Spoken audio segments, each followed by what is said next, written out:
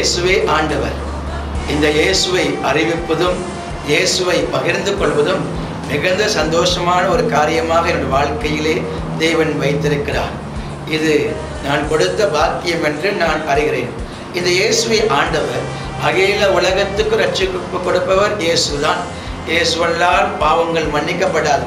இந்த ஆண்டவராக இயேசு என் உள்ளத்தில் வந்தார்.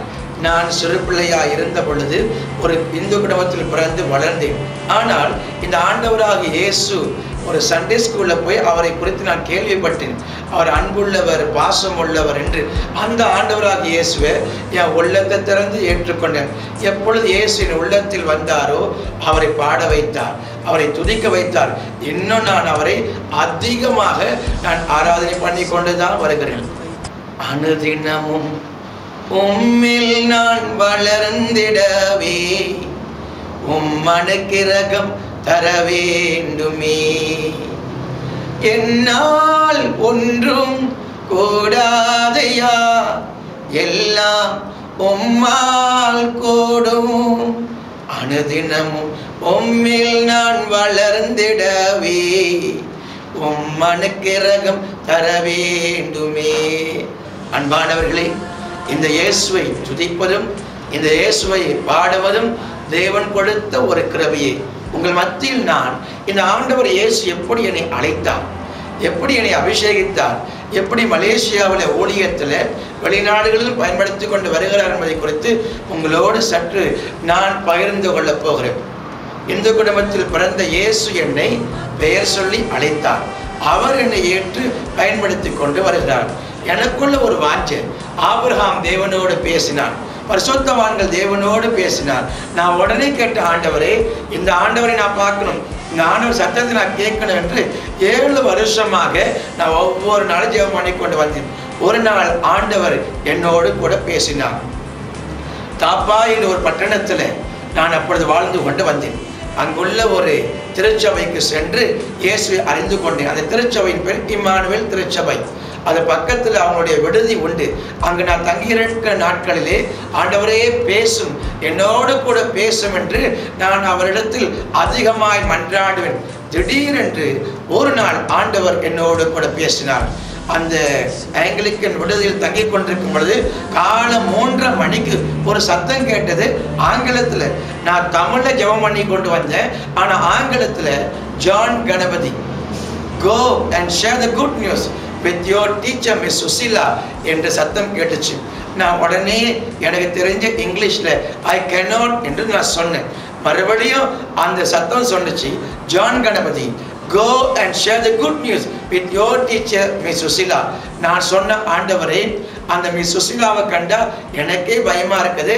அந்த மிஸ் சுசிலா என்னுடைய பள்ளிக்கூடத்தில் என்னுடைய டீச்சர், அவர்கள் டிசிப்ளின் டீச்சர் வேற. ஆகவே நான் சொன்னேன் I cannot என்று நான் சொன்னேன். மறுபடியும் சத்தம் சொன்னிச்சு, John Ganapathi, go and share the good news with your teacher Miss Susila என்று. உடனே நான் சொன்னேன் I will do, I will do, I will do. நான் பார்த்தேன், என்னுடைய காலில் இருந்த வழியெல்லாம் மறைஞ்சு போச்சு.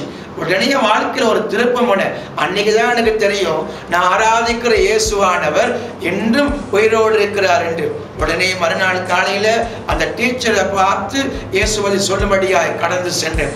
ஆக நம்முடைய ஆண்டவர் நம்மை அழைக்கிறவர், நம்மோடு பேசுகிறவர். இப்படி பேசின ஆண்டவருக்காக என் வாழ்க்கையை அர்ப்பணித்து அப்படியே வேதாகம கல்லூரியில் படித்து நான் ஆங்கிலிக்கன் திருச்சபையில் ஒரு குருவானவராக வந்தேன். பிறகு நான் கேட்ட, ஆண்டவரே, நான் ஊழியங்களை செய்யணும், என்னை அபிஷேகப்படுத்தும் ஆண்டவர் என்று பரிசுத்த ஆவியானவருக்காக நான் ரொம்ப நாள் நான் ஜெபம் பண்ணி கொண்டு வந்தேன்.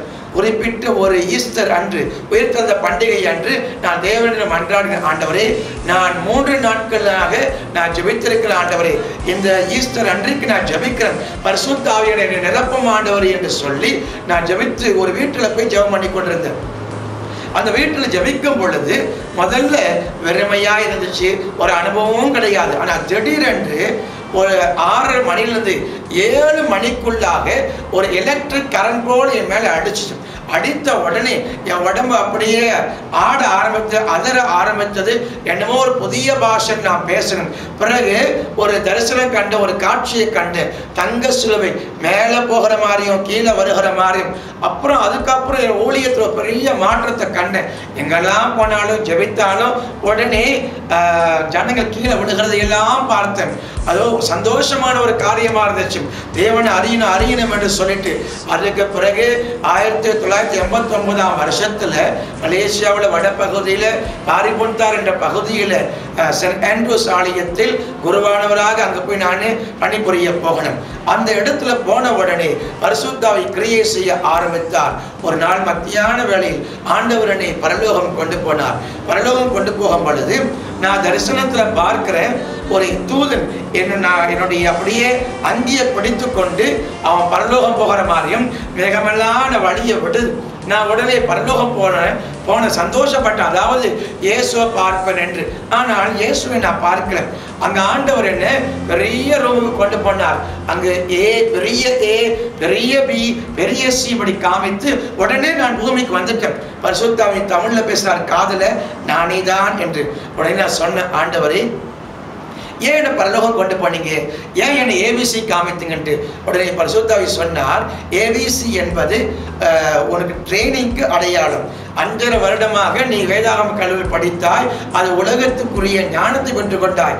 ஆனால் பரலோகம் கொண்டு போய் உனக்கு ஏபிசி காண்பித்தேனே, எதற்கு அடையாளம் தெரியுமா? பரலோக பயிற்சி உனக்கு கொடுக்கிறேன். அந்த நாளிலிருந்து ஊழியத்தை மறுமலர்ச்சியை பார்த்தேன். எங்க பார்த்தாலும் அற்புத அடையாளங்கள் நடைபெற்றதை பார்த்தேன். இப்படி களி கூர்ந்து கொண்டு ஊழியத்தை சந்தோஷமாய் செய்து கொண்டிருக்க வேளையில் திடீரென்று ஒரு நாள் 1995 வருஷத்தில் காலையில் ஆண்டவர் என்னை தட்டி எழுப்பினார். என்னன்னு கேட்ட ஆண்டவர் சொன்னார், இங்க பாரு, நான் உன்னை பல தேசங்களுக்கு கொண்டு போகிறேன், பல நாடுகளுக்கு போய் என்ன நீ சொல்ல போகிறேன் என்று ஆண்டவர் இயேசு என பேசினார். உடனே ஆண்டவர் தேசங்களை காமித்த உடனே சொன்ன, ஆண்டவரே இது எப்போ நடக்குமோ நான் நம்புறேன் ஆண்டவரே, ஒரு நாள் நடக்கும். சந்தோஷமா இருந்தேன். ரொம்ப வருஷமா நான் ஜெபம் பண்ணி கொண்டிருந்தேன். குறிப்பிட்ட ஒரு நாள் நான் ஜொஹோர் பகுதி மலேசியாவில் உண்டு, அங்கே ஒரு மெத்தடிஸ்ட் திருச்சபைக்கு நான் போயிருந்தேன். அங்கே 5 நாள் கூட்டங்கள் முடிந்த உடனே முழங்காடு போட்டு நான் சொன்ன, ஆண்டவரே இவ்வளோ அபிஷேகத்தை ஊற்றுனீங்க ஆண்டவர், இதெல்லாம் நீர் கொடுத்த கிருபை ஆண்டவரே. அப்படி சொன்ன உடனே பரிசுத்தாவி ஆங்கிலத்தில் என்னிடத்தில் பேசினார். அவர் சொன்னார், get ready and go to overseas என்று அப்படி சொன்னார். ஆயத்தமாகி வெளிதேசம் ஊழியத்துக்கு போ என்று ஆண்டவர் சொன்னார். நானும் ஜெபித்து கொண்டு இருந்தேன். திடீரென்று ஒரு நாள் பரிசுத்தாவி என்று சொன்னார், நீ உபவாசம் பண்ண வேண்டும் என்று. 20 நாட்கள் உபவாசம் பண்ண தேவன் எனக்கு அனுகிரகம் கொடுத்தார். 12வது நாள் உபவாசம் ஜெபித்துக் கொண்டிருக்கிற வேளையில் ஆஸ்திரேலியாவிலிருந்து எனக்கு அழைப்பு வந்தது. ஆஸ்திரேலியாவுக்கு ஒரு நாள் நான் போனது கிடையாது, நண்பர்கள் கிடையாது. ஆனால் அவர்கள் சொன்னார்கள், நாங்கள் கேள்விப்பட்ட உங்கள் ஊழியத்தை குறித்து எங்கே வந்து ஊழியங்கள் செய்யுங்கள் என்று. அந்த தேசத்தில் நான் போய் ஆங்கிலத்தில் அதிகமான ஊழியங்களை செய்து கொண்டு வந்தேன். ஆண்டவர் பரிசுத்த அபிஷேகத்தை அளவில்லாமல் ஊற்றினார். இவ்விதமாகத்தான் இந்தியாவிற்கும் ஸ்ரீலங்காவுக்கும் மற்ற தேசங்களுக்கு நான் ஊழியத்துக்கென்று போய்கொண்டு வருகின்றேன். அவை கர்த்தருடைய கிருபையை நினைத்து நான் அதிகமாய் தேவனை துதிக்கின்றேன். இப்பொழுது மலேசியா ஊழியத்தை குறித்து உங்களோடு கூட நான் பகிர்ந்து கொள்ள விரும்புகிறேன். அதே 1995 வருஷத்தில் நான் டாக்டர் ஜோயோங்கி ஜெபமலைக்கென்று கொரியாவுக்கு நான் போயிருந்தேன். அங்கே உபவாசம் பண்ணி கொண்டு இருக்கும் பொழுது ஒரு நாள் ஆண்டவர் என்னோடு கூட பேசினார். நான் ஆராதனை பண்ணி கொண்டிருந்தேன். ஆராதனை பண்ணும் பொழுது இயேசுவால் பிடிக்கப்பட்ட என்ற பாடலை பாடிக்கொண்டிருக்கும் பொழுது பரிசுத்தாவி தமிழில் பேசினார். வெளியே போ அப்படி என்று 3 முறை சொன்னார். அவர் சொன்ன பிறகு நானே வெளியே கடந்து போனேன். எங்கே போகிறது ஆண்டவரே அப்படின்னு நான் கேட்டேன். நான் எங்கே கொண்டு போகிறேனோ அங்கே நீ போட்டு நான் உடனே தெரிஞ்ச பாடல்கள் மூலமாக பாடிக்கொண்டு என் தேவனே என் இயேசுவே பாடிக்கொண்டே போனேன். என்னுடைய கால்கள் அங்குள்ள ஒரு நெல் வயலுக்கு சென்றது. நெல் வயலுக்கு போன உடனே நான் தேவனிடம் சொன்ன, ஆண்டவரே இந்த நெல் வயல் காய்ந்து கிடக்குது, மலேசியாவில் உள்ள நெல் வயல்கள் பசுமையா கிடக்குது, அங்கெல்லாம் கொண்டு போகாம என்னைக்கு கொண்டு வந்திருக்கீங்களேன்ட்டு நான் கேட்டேன். உடனே பரிசுத்தாவியானவர் ஆங்கிலத்தில் இவ்விதமாக என்னிடம் கேட்டார், why did I take Jeremiah to Potter's house? நான் ஏன் எரேமியாவை குடியானவன் வீட்டுக்கு குயவன் வீட்டுக்கு கொண்டு போனேன் அப்படி கேட்டார்.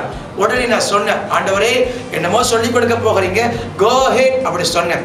உடனே தேவன் சொன்னார், இப்பொழுது இந்த வயல் நிலத்தை பார், இந்த வயல் நிலம் தான் உன்னுடைய மலேசியா ஊழியம். அதற்கு பிறகு சொன்னார், அந்த வயல் நிலத்துல ஒரே ஒரு குடியானவன் வேலை செய்து கொண்டிருக்கிறான். இந்த வேலைக்காரன் வேலை செய்வது போல மலேசியா முழுவதும் உன்னை நான் கொண்டு போயிட்டு சுவிசேஷம் சொல்ல நான் உன்னை பயன்படுத்த போகிறேன் என்று. பிறகு ஆண்டவர் என்ன சொன்னார், அந்த நாற்றங்காலை பார், இந்த நாற்றங்கால் தான் மலேசியாவில் உனக்கு கொடுக்கப்பட போகின்ற ஒரு பயிற்சி நிலையம். அப்படி சொன்ன உடனே பிறகு சொன்னார் ஆண்டவர், நிறைய பேர் என்ன பயிற்சி கொடுப்ப, பல தேசங்கள் அனுப்புவேன், மலேசியாவுக்குள்ள ஊழியர்களை அனுப்புவேன்ட்டு. நான் சொன்ன ஆண்டவரே, இதெல்லாம் நான் சொன்னா யாரு கேட்க போறான்ட்டு. ஆனா ஆண்டவர் அதுக்கு பதில் கொடுக்கல. ஆனா தேவன் சொன்னார், இந்த வயல் நிலத்துல அங்க இருக்கிற பம்மை பார், இந்த பம் எப்படி தண்ணீரை கொண்டு வந்து பாய்ச்சுகிறதோ அதே போல உன்னுடைய ஊழியத்துல பரிசுத்த ஆவியானவர் அவர் ஜனங்களை அபிஷேகிப்பார் என்று இப்படி சொன்ன பிறகு நான் வீட்டு வந்து சேர்ந்து விட்டேன். ஆகவே பரிசுத்த ஆவியானவர் மலேசியா தேசத்தை குறித்து எனக்கு சொன்னார். இன்றைக்கு மலேசியா தேசம் முழுவதும் அங்காங்கு எழுப்புதல் கூட்டங்கள் நடத்தி கொண்டு பல சபைகளுக்குள்ள போயிட்டு ஜபகோபுரங்கள் வைத்துக் கொண்டு இப்படி செய்து கொண்டு வருகிறேன். மலேசியா நிறைய ஆத்துமாக்கள் இந்து நண்பர்கள் இயேசுவை ஏற்றுக்கொள்கிறதை பார்த்து தேவனுக்குள் களி கூறுகிறேன். இந்த ஊழியத்தின் மூலமாக நான் தெரிந்து கொண்ட, அதாவது மலேசியாவின் எழுப்புதலுக்காக தேவன் என்னையும் எழுப்பி இருக்கிறார் என்று. ஆகவே தேவ ஜனமே, நீங்கள் எல்லாரும் இந்த தரிசனத்தில் பங்கு பெறும்படியாய் மலேசியாவுக்கும் இந்த ஊழியங்களுக்காக ஜெபித்துக் கொள்ளும்படியாய் உங்களை நான் கேட்டுக்கொள்கிறேன். இயேசு ஒருவர் தான் அவருடைய கிருபையின்படி என்னை அழைத்திருக்கிறார். என்னுடைய ஊழியத்தின் தலைப்பு நான் ரட்சணிய பேழை, இயேசு ரட்சிக்கிறார் என்று நான் கொடுத்திருக்கிறேன். இயேசு என்பதற்கு அர்த்தம் என்னவென்றால் பாவங்களை மன்னித்து அவர் ரட்சிக்கிறார். அது மட்டுமல்ல, மத்தேயு 14ஆம் அதிகாரத்தில் பேதுரு என்பவன் கடல் மேல் நடந்தான். அவன் இயேசுவை நோக்கி பார்க்கிற வரைக்கும் நடந்தான். திடீரென்று பெரிய ஒரு புயல் வந்தது. அந்த புயலை நோக்கின உடனே அப்படியே சமுத்திரத்திற்கு விழுகிறதாக அவன் போனான். ஆனா திடீரென்று இயேசுவே காப்பாற்றும், என்னை ரட்சியும் என்று சொன்னான். அப்ப ஆண்டவர் காப்பாற்றுகிறார், அவனையும் காப்பாற்றினார். ஆகவேதான் ரட்சணிய பேழை, இயேசுவே ரட்சியம் என்று, இயேசு ரட்சிக்கிறார் என்று சொல்லி மலேசியா தேசம் முழுவதும் ஒளி செய்து கொண்டு வருகிறது. அன்பானவர்களே, இந்த தரிசனத்தில் பங்கு பெறுங்கள். கர்த்தர் இந்த உலகத்தில் பெரிய காரியங்கள் செய்யப்போகின்றார், உங்களையும் பயன்படுத்துவார். இந்த தரிசனத்தில் நீங்களும் பங்கு பெற்று இந்த ஊழியங்களுக்காக ஜெபித்துக் கொள்ளும்படியாய் உங்களை கேட்டுக்கொள்ளுகிறேன். ஜெபம் பண்ணுவோம். பரிசுத்தமுள்ள எங்கள் ஆண்டவரே, என்னை அழைத்தவரே ஸ்தோத்திரிக்கிறோம் ஐயா. இதை கேட்டுக்கொண்டிருக்கிற ஜனங்களுக்காக நாங்கள் ஜெபிக்கிறோம். இயேசு ரட்சிப்பவர், இயேசு காப்பாற்றுகிறவர், இயேசு ஆசீர்வதிக்கிறவர் தகப்பனே. இதை ஒவ்வொருவரையும் ஆசீர்வாதமாய் மாற்றும்படி எங்கள் ஆண்டவர் இயேசுவின் நாமத்தில் வேண்டிக் கொள்கிறோம். ஆமீன், ஆமீன்.